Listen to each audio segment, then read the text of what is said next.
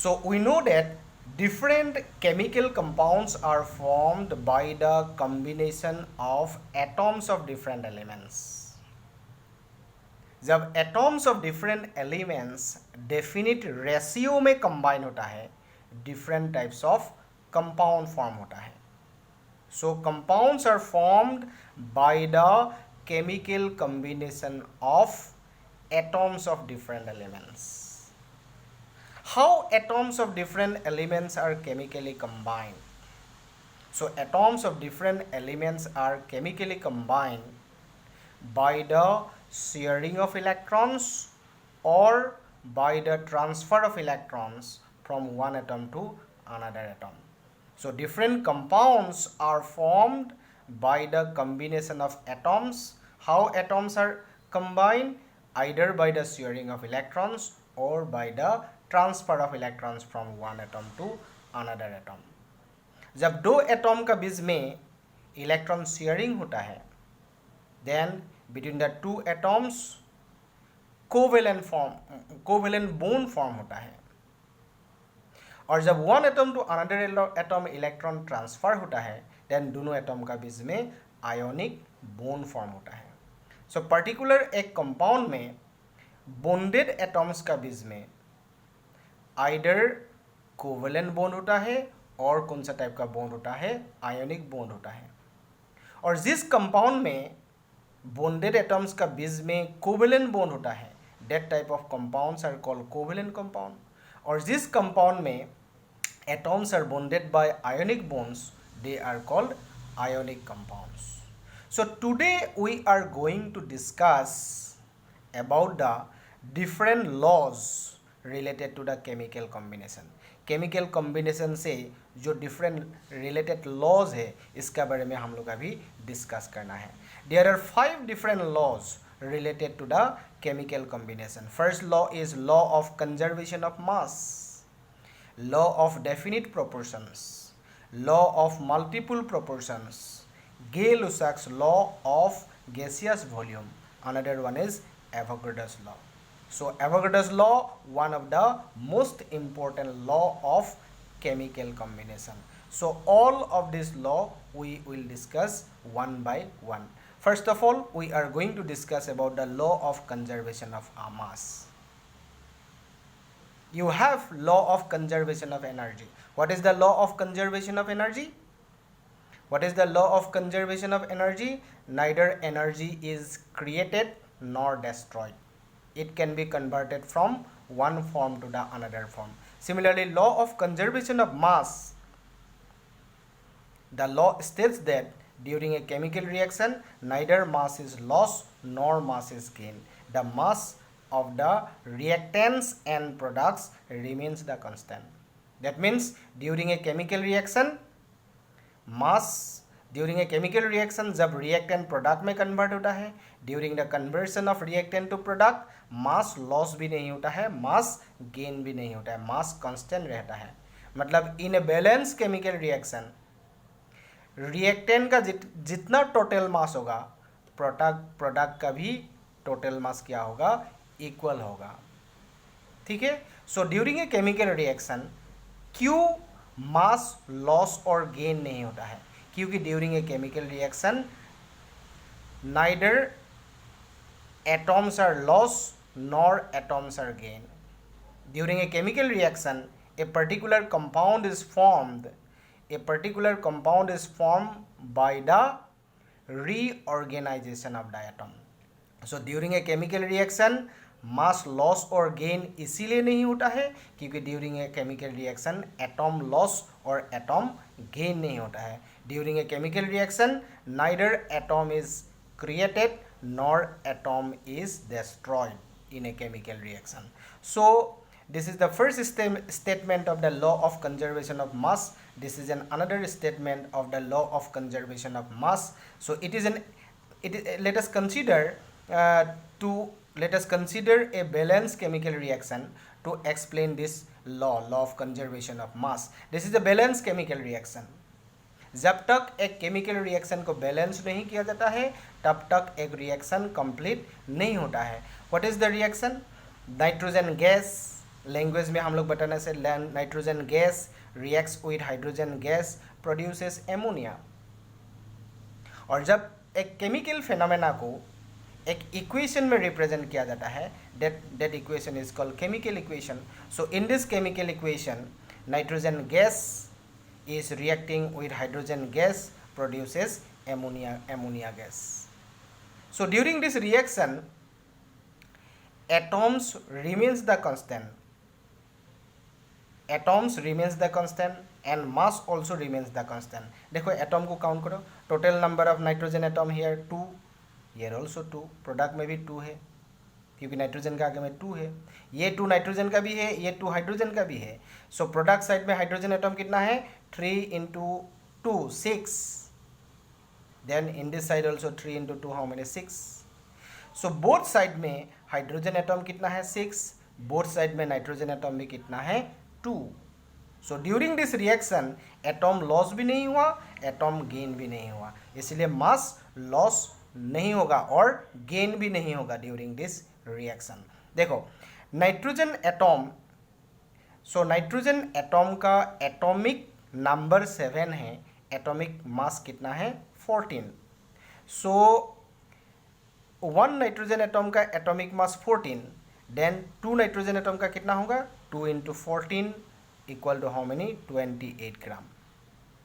1 hydrogen atom का atomic mass कितना है 1, लेकिन यहाँ कितना हाइड्रोजन है 2 है और आगे में 3 है, 3 से भी मल्टीप्लाई करना पड़ेगा। सो 3 into 2 कितना ग्राम हुआ 6 gram. So total mass of reactant 28 plus 6 equal to how many gram 34 gram. So reactant का टोटल मास कितना है 34 ग्राम। सो इस साइड में देखो 2 into नाइट्रोजन जिसका एटॉमिक मास कितना है 14 प्लस हाइड्रोजन जिसका एटॉमिक मास है 1, atomic number and atomic mass hydrogen का सेम है। सो हाइड्रोजन का एटॉमिक मास 1, कितना हाइड्रोजन एटम है 3 into 3। सो 2 into 14 plus 3 कितना हुआ 17, then equal to 2 into 17 equal to how many gram 34 gram. देखो इन दिस रिएक्शन रिएक्टेंट का मास कितना है 34 ग्राम, रिएक्टेंट का टोटल मास कितना है 34 ग्राम, प्रोडक्ट का भी टोटल मास कितना है 34 ग्राम। देखो mass remains the constant during this reaction, 34 gram reactant से 34 ग्राम प्रोडक्ट प्रोड्यूस हुआ। So in this reaction mass loss और गेन हुआ है क्या, नहीं हुआ। क्यों मास लॉस और गेन नहीं हुआ, क्योंकि during this reaction number of atoms remains the constant. So this is about the law of conservation of mass. Now we are going to discuss about the law of definite proportions. So according to the law of definite proportions, a pure chemical compound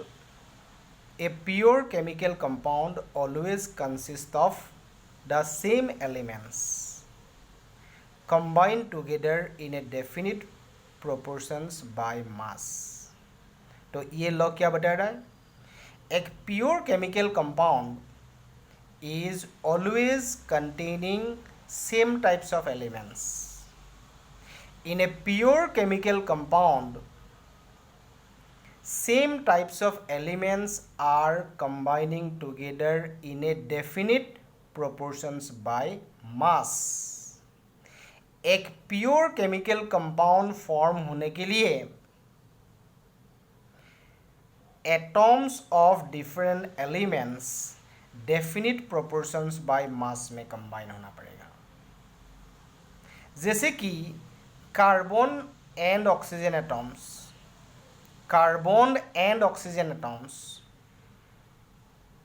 are combining in the ratio by mass 3:8 produces carbon dioxide.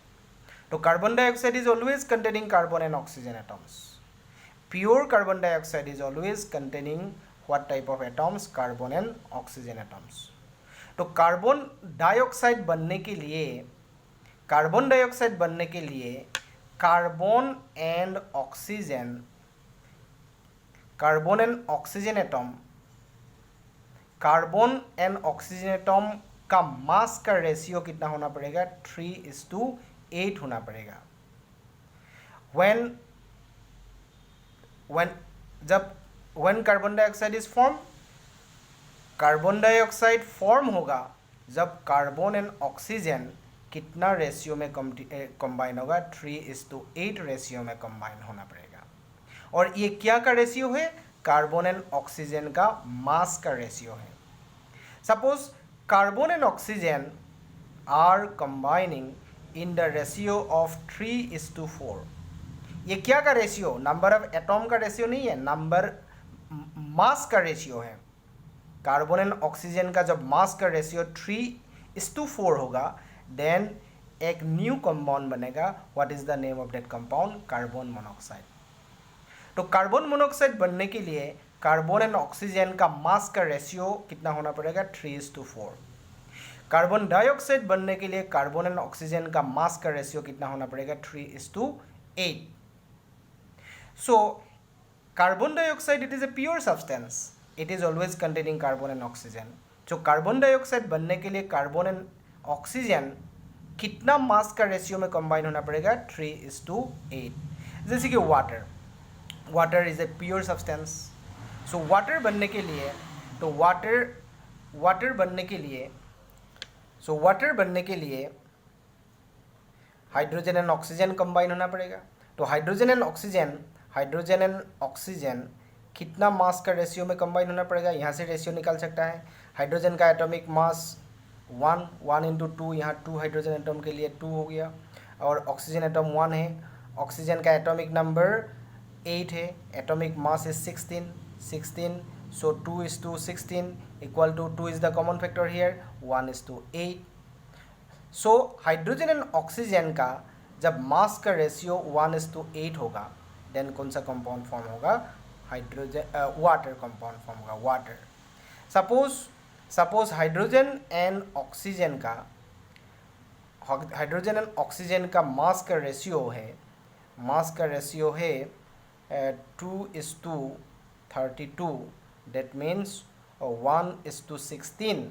जब hydrogen and oxygen 1:16 ratio में combine होने से, hydrogen and oxygen का मास का ratio जब 1:16 होगा, hydrogen and oxygen का मास का रेशियो 1:16 होकर कंबाइन होने से कौन सा कंपाउंड प्रोड्यूस होगा? हाइड्रोजन पेरोक्साइड बनेगा। इसका नाम है हाइड्रोजन पेरोक्साइड। सो एक प्योर केमिकल कंपाउंड फॉर्म होने के लिए atoms of different elements definite ratio by mass में कंबाइन होना पड़ेगा। So pure chemical substances are always containing same elements in a definite proportions by mass. So this is about the law of definite proportions. So third one law related to chemical combination, law of multiple proportions. Law of multiple proportions. So the law states that when elements combine to form two or more compounds, when elements मतलब atoms of different elements are combining to form two or more compounds, the different weights of one element which combine with a fixed weight of the other element in these compounds bear a simple whole number ratio by weight. This is one of the complicated law. ये law क्या बोल रहा है? जब atoms of different elements combine होता है to form two or more compounds. क्या बोल रहा है? जब atoms of different elements combine होता है to form two or more compounds, the different mass of one element which combine with fixed mass of another element in this compound bears a simple whole number ratio.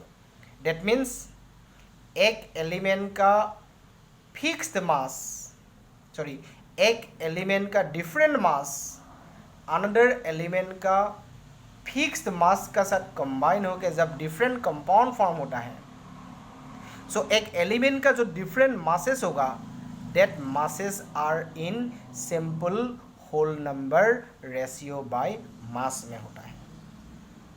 Once again, जब एक element का different masses other एक element का fix mass का साथ combine होके different compound form करता है, so different masses of the first element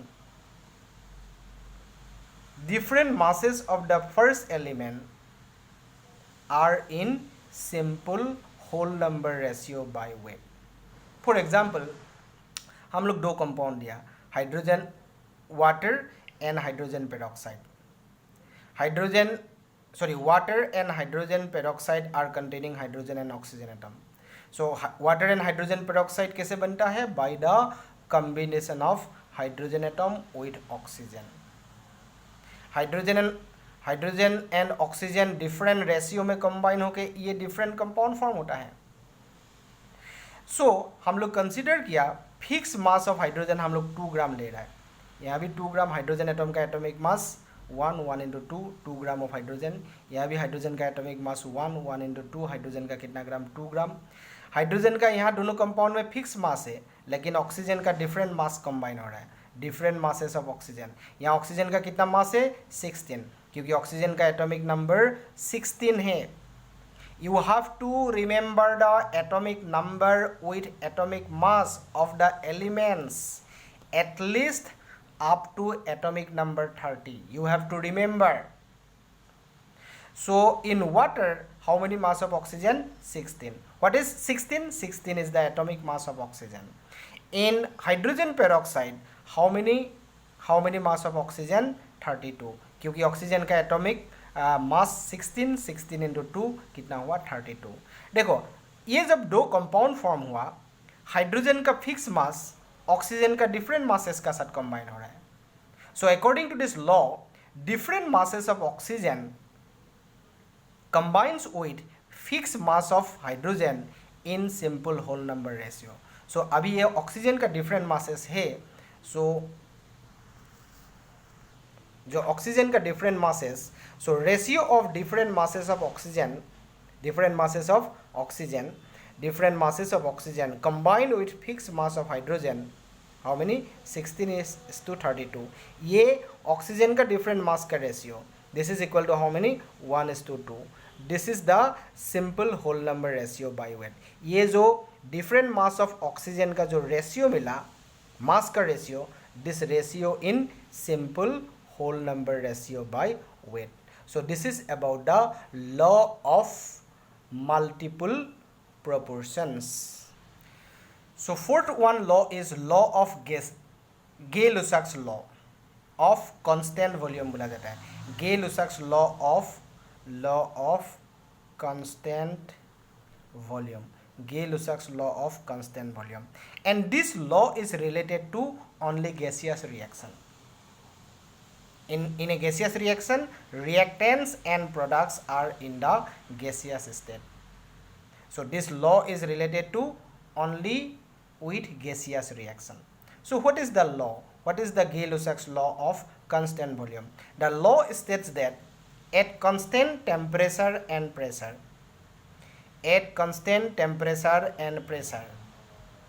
whenever gases combine, they do so in volumes which bear simple whole number ratio with each other and also with the gaseous products.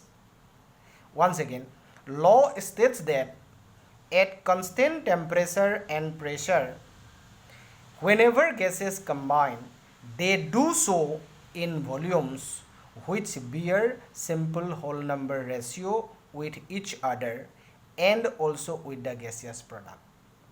That means एक gaseous reaction में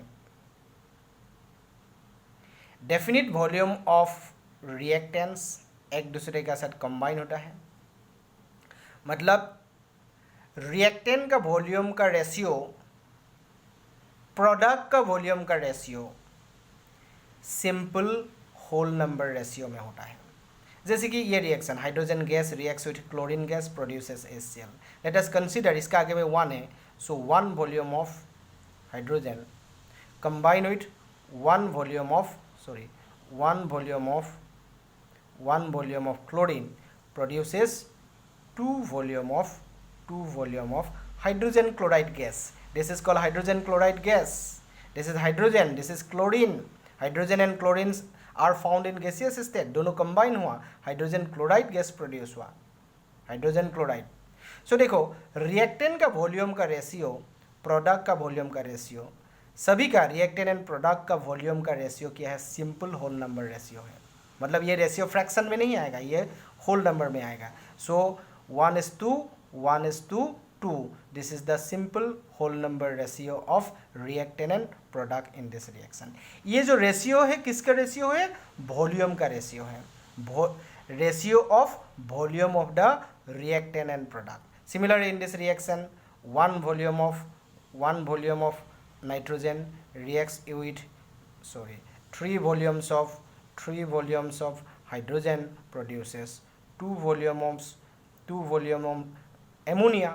So देखो, how many volume of reactant and product? What is the ratio of volume of reactant and product? 1:3:2. This is also in simple whole number ratio.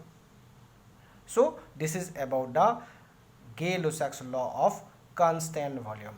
So most important law, why most important?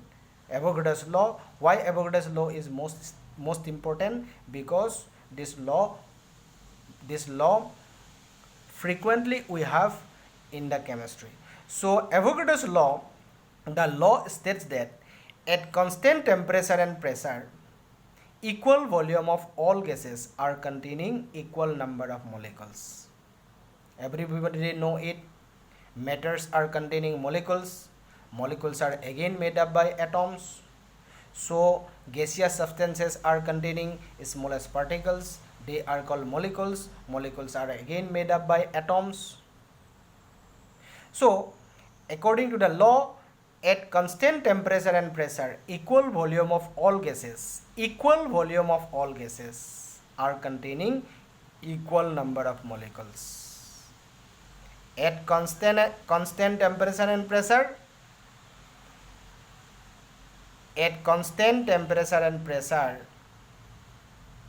Equal volume of different gases में same number of molecules होता है। For example लेने से ये point clear होगा। Suppose this container is containing oxygen gas, क्योंकि gas को close container में रखा जाता है, and this container is containing nitrogen gas and this container is containing hydrogen gas. These are the 3 different gases are containing different containers. Let us consider temperature and pressures are constant here. Suppose temperature 0 degree Celsius, pressure is 1 atmosphere.